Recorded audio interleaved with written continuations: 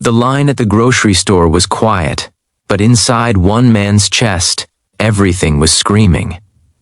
He stared at the small pack of diapers in his shaking hands, knowing those thin pieces of padding stood between his baby sleeping peacefully tonight, or crying until sunrise. His wallet held exactly $1, no backup, no one to call. Behind him, a well-dressed stranger watched in silence. No one could have guessed that this moment so small, so ordinary, was about to change two lives forever. Before we begin, if you enjoy real emotional stories that restore your faith in humanity, make sure to subscribe to your channel name, hit the like button, and leave a comment below. Your support helps us share more stories about kindness that truly matter. The man at the register was named Daniel. Daniel was 32 years old, a single dad, and exhausted in a way that sleep alone could never fix. 3 months earlier, his life had collapsed all at once. His wife passed away suddenly from a medical emergency that no one saw coming. One moment, they were arguing about bills. The next, he was standing in a hospital hallway, holding a doctor's hand, being told he was now alone. Alone, except for his 6-month-old daughter, Lily. Daniel loved Lily more than anything in the world, but love didn't pay rent. Love didn't refill formula. And love definitely didn't make diapers appear when the last box ran out. He used to work construction. Good pay, long hours, but honest work.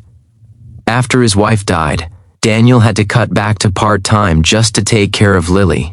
Babysitters were expensive. Family lived states away.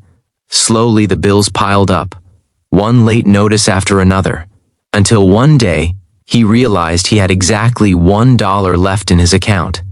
That morning, Lily had a diaper rash so bad she cried every time he changed her. Daniel searched every drawer, every jacket pocket, every corner of the car.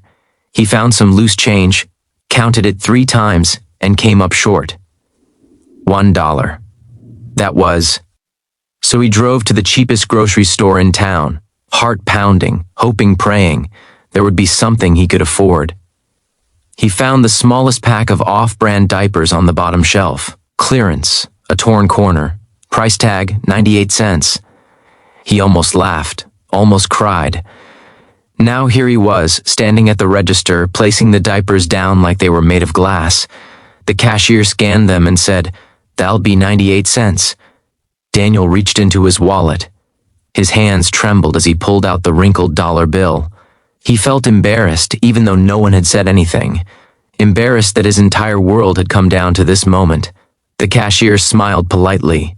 "You're good," she said, handing him back 2 pennies. Daniel let out a breath he didn't realize had been holding. That's when he heard a voice behind him. "Wait." Daniel froze. He turned around slowly, expecting a complaint about the line or maybe someone accusing him of holding things up. Instead, he saw a tall man in an expensive coat, holding a shopping basket filled with items Daniel hadn't bought in months.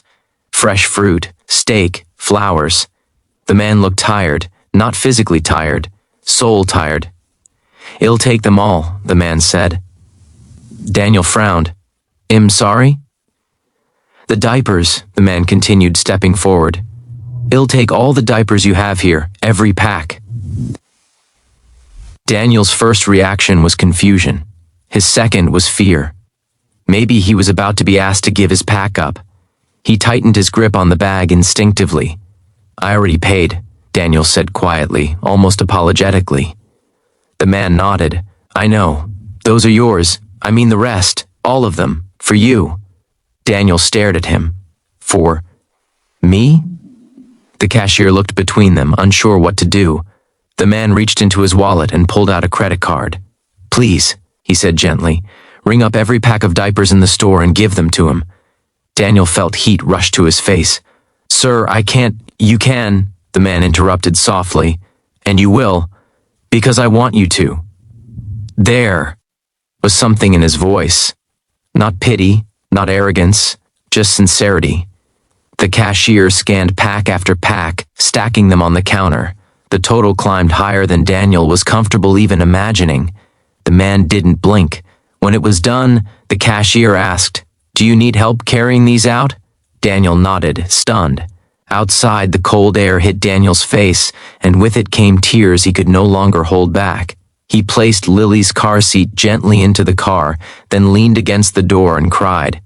I don't know how to thank you, he said, voice breaking. You don't understand. I had $1. That was it. The man stood quietly, hands in his coat pockets. I do understand, he said. Daniel looked up. How?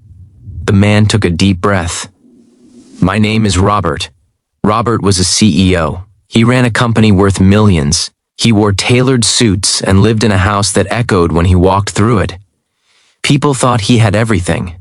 What they didn't know was that Robert had lost his son 10 years ago. A car accident, a rainy night, a phone call that split his life into before and after. His marriage didn't survive the grief. His friends didn't know how to talk to him anymore. So he buried himself in work, built an empire, bought silence. I come to this store every week, Robert said. Same time, same aisle. Because it reminds me of when my son was little, when my life had noise, mess, purpose. Daniel listened, holding Lily close. Today, Robert continued, I almost didn't come in. I felt empty. Then I saw you, and I saw myself. Not the money part, the fear, the love, the desperation to do right by your child. Robert looked at Lily and smiled for the first time. This, he said, gesturing to the diapers, this doesn't fix everything, but maybe it fixes tonight. Daniel nodded, tears streaming freely now. You fixed more than that. They stood there for a moment, two men from completely different worlds, connected by grief, love, and a grocery store parking lot. Before leaving, Robert handed Daniel his card. If you ever need help, or even just someone to talk to, call me. Daniel hesitated. Why are you doing this? Robert paused. Because kindness is the only thing that ever saved me, and I forgot that. Until today. Weeks passed. Daniel used the diapers one by one, each change a reminder of that day. He found a better job with flexible hours. Slowly, things improved. But he never forgot Robert. One evening Daniel called. They met for coffee. Then again, Robert helped Daniel with childcare resources. Daniel helped Robert remember how to laugh. Lily learned to walk holding Robert's finger. Two broken lives stitched together by one small act of kindness. Years later, Daniel would tell Lily the story, not about money, not about success, but about a moment when a stranger saw his pain and chose to care. Kindness doesn't always look like grand gestures. Sometimes it looks like diapers on a grocery store counter.